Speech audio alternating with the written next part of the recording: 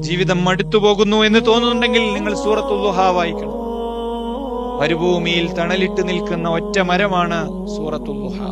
വദ്ദുഹാ വല്ലൈലി ഇദാ സജ മാ വദ്ദഅക റബ്ബുക വമാ ഖലാ. നിന്റെ രക്ഷിതാവ് നിന്നെ കൈവിട്ടിട്ടില്ല, നിന്നെ മറന്നിട്ടില്ല. യതീമായിരുന്ന നിന്നെ അവൻ മറന്നുപോയിട്ടില്ല.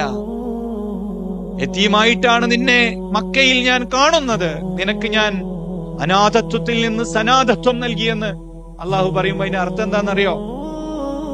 അബ്ദുള്ള മരിച്ചപ്പോ അബ്ദുൽ മുത്തലിബിനെ ബാക്കിയാക്കിയ പഠിച്ചവനാണിത് പറയുന്നത്.